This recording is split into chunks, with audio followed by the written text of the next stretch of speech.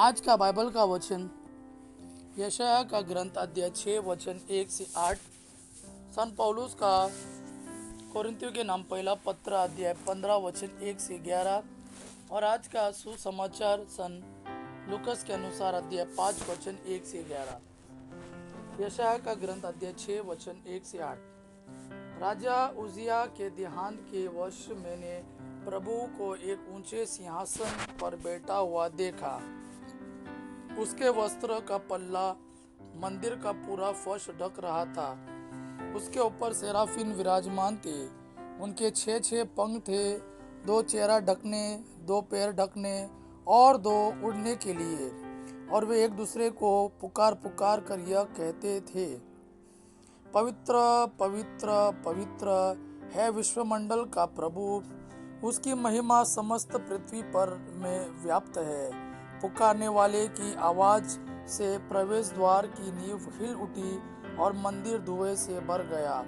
मैंने कहा, हाय हाय, मैं नष्ट हुआ, क्योंकि मैं तो अशुद्ध होठों वाला मनुष्य हूँ। अशुद्ध होठों वाले मनुष्यों के बीच रहता हूँ, और मैंने विश्वमंडल के प्रभु राजाधिराज को अपनी आंखों से देखा है। एक सराफिन उड़कर मेरे पास आया। उसके हाथ में एक अंगार था, जिसे उसने चिमटे से वेदी पर से ले लिया था। उसमें से मेरा मुंह छूकर उसने कहा, देखिए, अंगार ने आपके होठों का स्पर्श किया है। आपका पाप दूर हो गया है और आपका अधर्म मिट गया है। तब मुझे प्रभु की वाणी यह कहते हुए सुनाई पड़ी, मैं किसे भेजूं? हमारा संदेश वाहक कौन होगा? और मैंने उत्तर दिया, मैं प्रस्तुत हूँ, मुझको भेज। आज का दूसरा वचन सन पौलुस का कोरिन्थियों के नाम पहला पत्र अध्याय 15 वचन 1 से 11।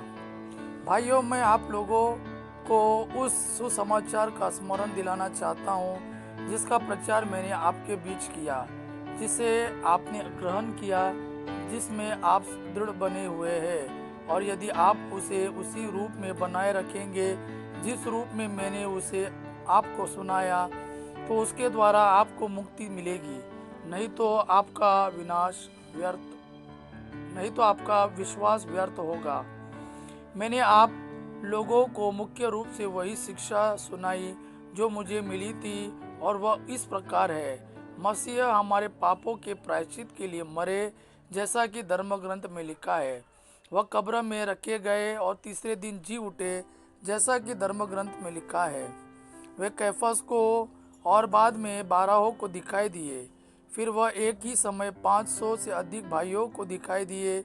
उनमें से अधिकांश आज भी जीवित है, यद्यपि कुछ मर गए हैं। बाद में वह याकूब को और फिर सब प्रेरितों को दिखाई दिए। सबों के बाद वह मुझे भी, मानो ठीक समय से पीछे जन्मों को दिखाई दिए। मैं प्रेरितों में सबसे छोटा हूँ।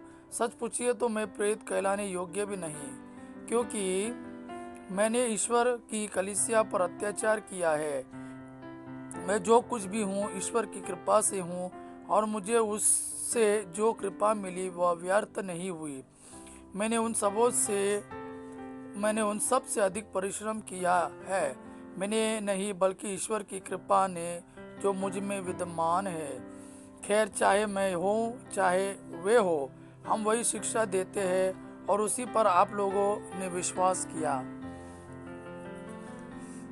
आज का सुसमाचार सन लूकस के अनुसार अध्याय 5 वचन 1 से 11।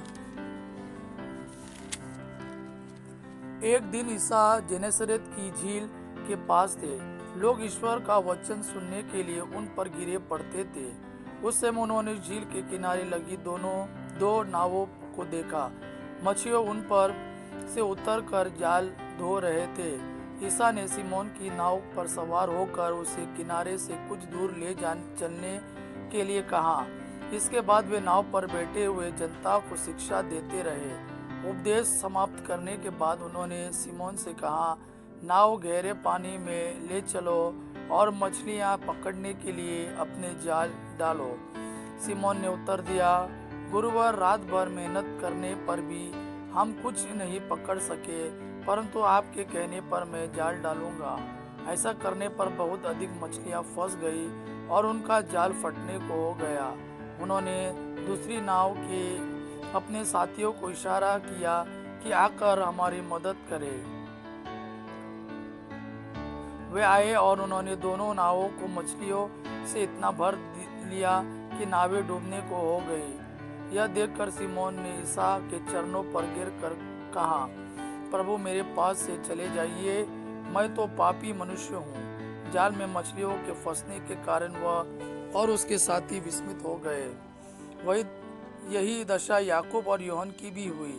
ये जेबेदी के पुत्र और सिमोन के साझेदार थे। ईसा ने सिमोन से कहा, डरो मत, अब से तुम मनुष्यों को पकड़ा करोगे। वे नावों को किनारे लगाकर और सब कुछ छोड़कर ईसा के पीछे हो लिए। यह प्रभु का वाणी है। प्रभु को धन्यवाद। आबा पिता की महिमा और पुत्र यीशु का प्रेम आप पर सदा सर्वदा बना रहे। आमीन।